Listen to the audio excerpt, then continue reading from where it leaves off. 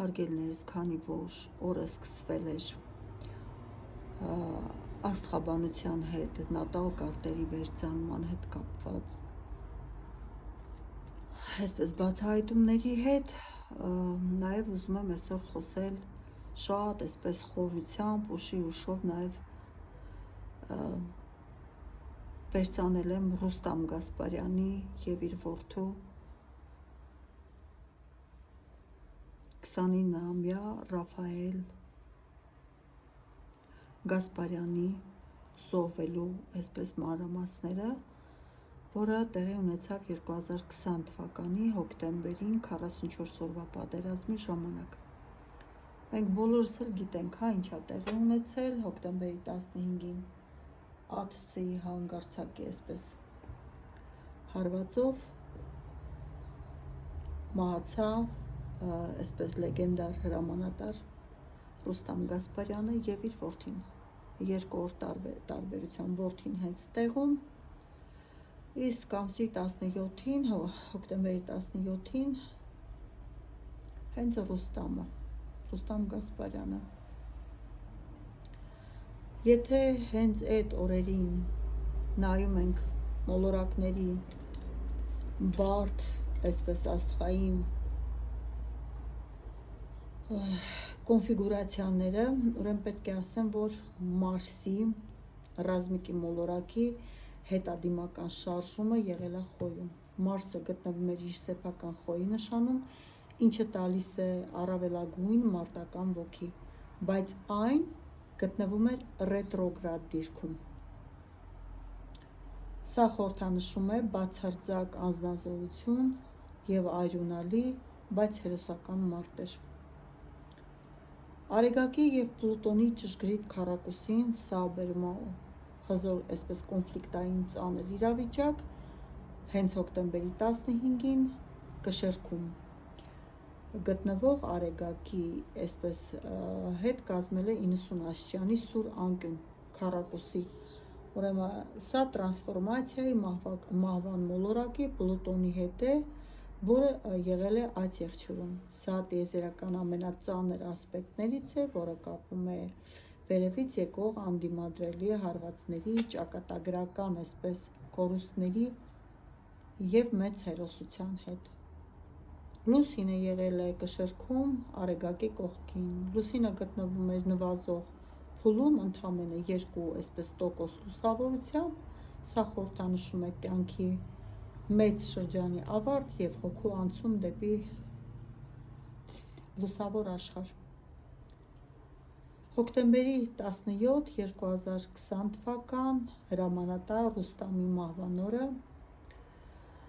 ուրեմն նորալուսինը կշեռքում հոկտեմբերի 16-ից 17-ը Ռուստամի մահվանից ժամեր առաջ տեղի ունեցավ նորալուսին, ուրեմն որը աստղագուշակության մեջ խորհրդանշում է նոր սկիզբ, բայց նման ծանր ասպեկտների տակ այն նշանակում է հոր և որդու հոգիների վերածնունդ ու միավորում մեկ այլ երկնային հարթությունում։ Խեղդում ա կոկորդս, ներող կլինեք։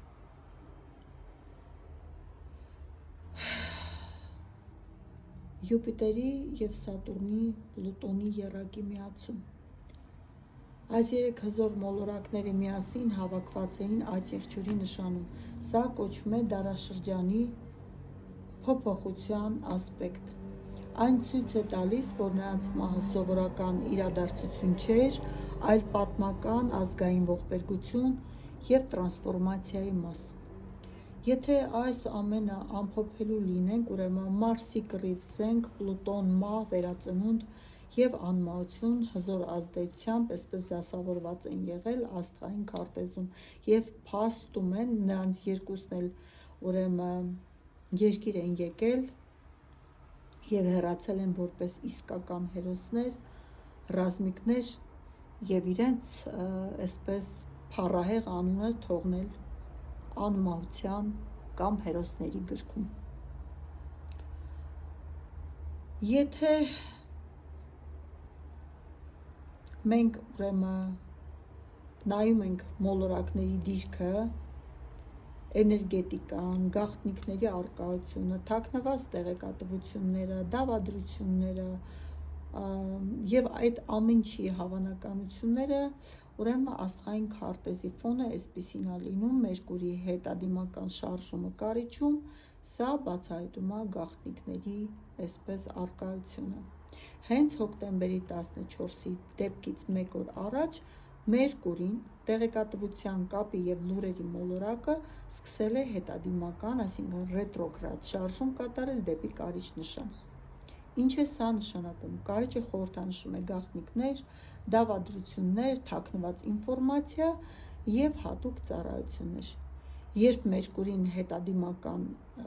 հետադիմական է լինում, այս նշանում դա ցույց է տալիս, որ թիկունքում եղել են գաղտնի պայմանավորվածություններ, տեղեկատվության արտահոսք կամ թաքնված պլաններ, որոնք այդ օրերին ակտիվորեն գործել են, բայց տեսանելի չեն եղել հանրությանը եւ ոչ էլ հրամանատարին։ Լուսինը եւ Արեգակը կշեռքում Պլուտոնի ծանր ասպեկտի տակ։ Ինչպես նշվեց հոկտեմբերի 15-ից 17-ը նորալուսնի շրջանում Արեգակն ու Լուսինը գտնվում էին կշեռքում 90 աստիճանում, սուր անկյան, այսպես քառակուսի էին կազմում հենց Պլուտոնի հետ։ Ինչ է սա նշանակում։ Աստղագիտության մեջ Պլուտոնը պատասխանատու է կուլիսային խաղերի, մեծ իշխանություն ունեցող այսպես մարդկանց գաղտնի որոշումների, դավադրությունների համար։ Այս ծանր դասավորությունը ցույց է տալիս, որ անհատները, այս դեպքում հերոսները, բախվել են մի համակարգված, այսպես թաքնված, անդիմադրելի ուժի, ԱՏՍ-ի հարված, որը կառավարվում էր հեռվից եւ գաղտնի։ Սա տիեզերական այնպիսի պատկեր է, որ երբ մարդիկ դառնում են ավելի մեծ, գաղտնի, աշխարհաքաղաքական խաղերի կամ դավադրությունների զոհ։ Եթե մենք նայում ենք Մարսի, այսինքն ռազմիկի եւ Պլուտոնի հակամարտությունը, Մարսը զենք, բանակ, կռիվ գտնվում է հետադիմական ընթացքով խոյի նշանում, ինչը նշանակում է, որ ռազմիկները Ռուստամը եւ Ռաֆոն գործել են բաց, անկեղծ, առավելագույն նվիրումով, սակայն Մարսը նույնպես ծանր քառակուսի այսպես տուն էր կազմում Պլուտոնի հետ եւ դա հուշում էր եւ խոսում էր այսպես թաքնված հարվածի մասին։ Սա հուշում է, որ բացահայտ մարտին փոխարինելու է եկել թաքնված թիկունքից կամ վերևից հասցվող ճակատագրական հարված։ Արդյոք ինձ այսպես հետաքրքիր է եղել դավադրություններ իրենց հանդեպ, թե ոչ։ Մոլորակները հստակ ցույց են տալիս մշուշի թաքնված տեղեկատվությունների, թիկունքային խաղերի եւ կուլիսային որոշումների, այսպես Մերկուրին կարիճում եւ Պլուտոնում բարդ ասպեկտի առկայության մասին։ Ես իհարկե երկրի ղեկավարի քարտեզը փորձեցի միացնել եւ տեսնել, ասենք, կա միացում կամ կա ինչ-որ կապ ու ստացա այս տեսակ պատկեր, որ այդ օրը իրադարձությունները ուրեմն Ռուստամ Գասպարյանի եւ նրա որդու զոհվելու օրվա հետ կապված աստղերը ցույց են տալիս շատ կոնկրետ պատկեր տեղեկացվածության, պատասխանատվության եւ դավաճանության ուրեմն ուղղության վերաբերյալ։ Ինչ շատ հետաքրքրում էր, արդյոք իմացել է երկրի ղեկավարը այդ դեպքի մասին։ Եթե նայում ենք հոկտեմբերի 20-ին, 2020 թվականի հոկտեմբերի կեսին երկնքում ձևավորվել է մի ծանր դասավորություն, որը ուղիղ ազդում է հենց երկրի ղեկավարի քարտեզի հետ։ Մերկուրի հետադիմական շարժումը կարիճում հարվածում է նրա անձնական մոլորակներին, կարիճը ռազմական հետախուզության, ուրեմն գաղտնի զեկույցների եւ թաքնված ինֆորմացիայի նշան է։ Եվ տիեզերական պատասխանը այսպես է գալի. աստղային տեսանկյունից երկրի ղեկավարի քարտեզը ցույց է տալիս, որ տեղեկատվության հոսքը եղել է ծայրահեղ խառնաշփոթ, մշուշոտ, Դեզինֆորմացիա в лицо, սա նշանակում է, որ նա ունեցել է ընդհանուր տեղեկատվություն ռազմաճակատում տիրող ծանր իրավիճակի եւ վտանգավոր լինելու մասին, բայց ամեն ինչ այսպես խեղաթյուրված է եղել եւ խառնաշփոթ է եղել, կոնկրետ այստեղ հստակ իմացություն չի եղել։ Եթե մենք նայում ենք, թե որ կողմից է այսպես եղել հարվածը եւ դավաճանությունը, ապա պետք է ասեմ, որ եղել է ոչ թե ներքին պայմանավորվածություն կամ ներքին ուժի կողմից, այլ թաքնված արտաքին ուժերի Պլուտոնի ճնշման ազդեցության տակ, որտեղ օտարերկրյա հատուկ ծառայություններ տեխնոլոգիական ուրեմն գերակայության միջոցով կարողացել են կողմնորոշվել եւ ճշտել այն վայրը, որտեղ գտնվում է Սև հովազը։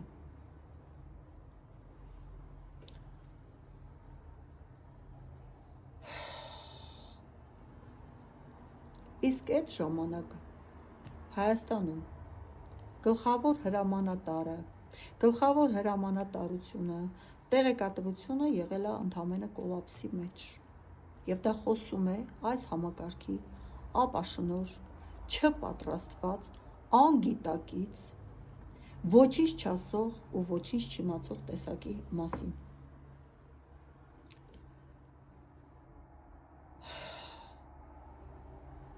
Եթե մենք նայում ենք քարտեզի համադրությունը 2020 թվականի հոկտեմբերի 15-ից 17-ը երկրի ղեկավարի քարտեզը գտնվում էր անզորության, տեղեկատվության կուրության ֆոնի վրա։ Եվ իհարկե, էլ չեմ խոսում, թե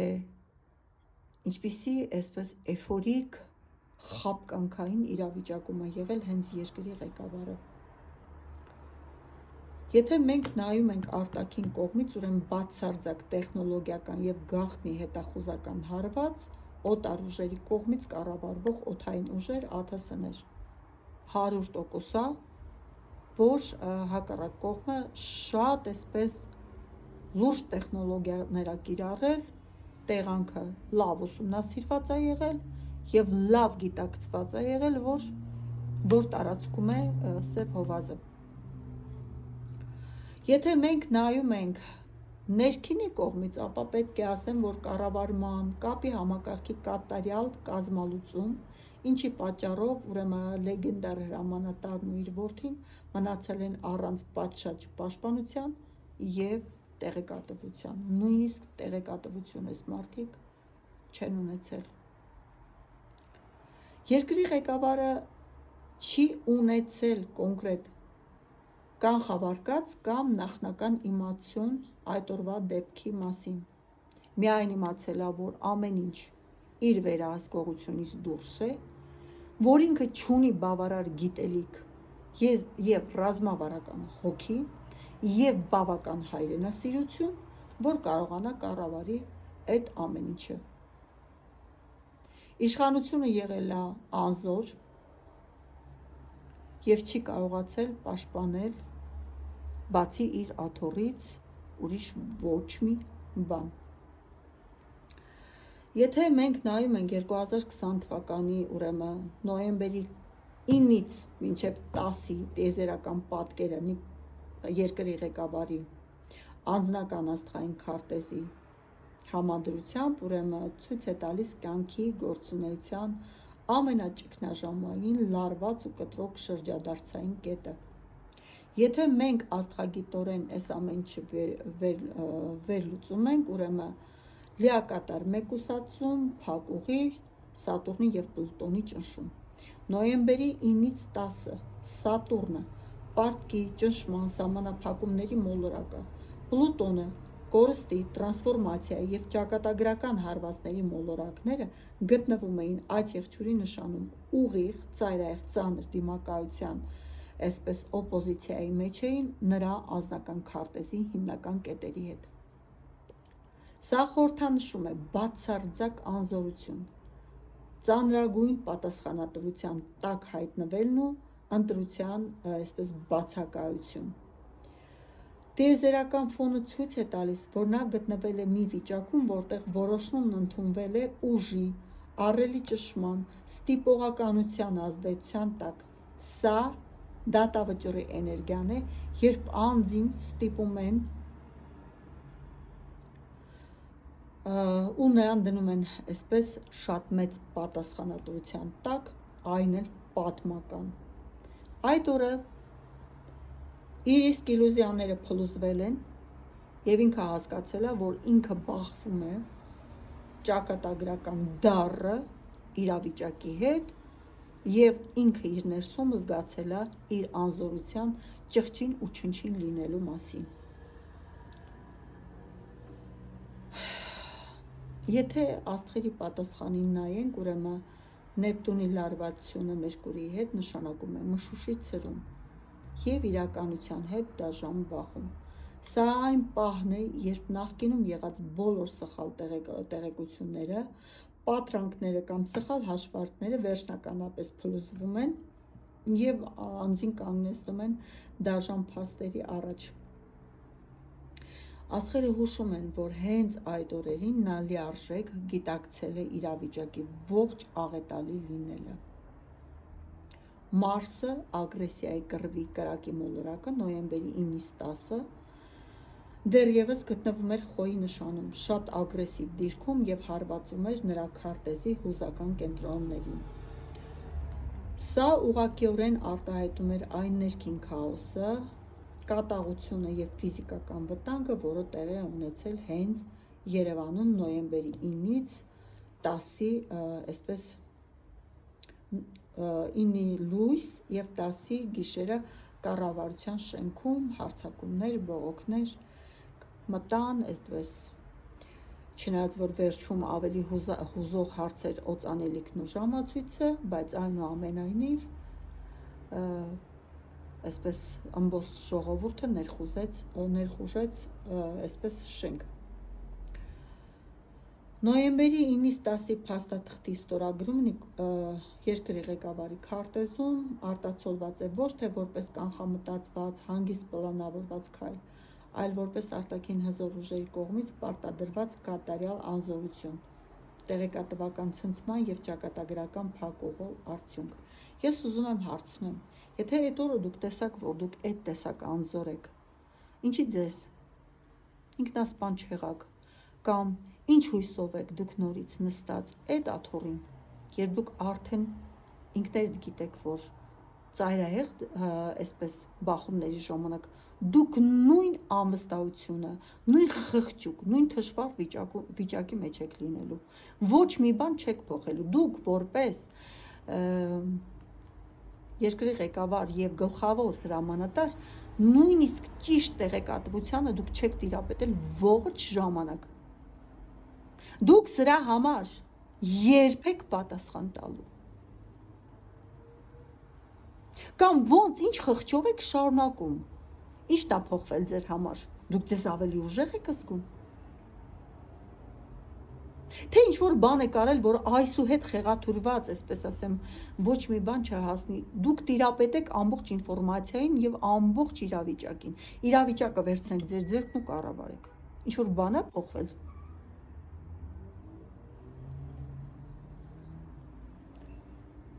Ահա այսպիսին էր բացահայտումը Սև Հովազի գլխավոր հրամանատար եւ իր հերոս որդու, բերանս էլ չի բռնում, որ ասեմ, մի խոսքով այդ դեպքի հետ կապված բացահայտումը։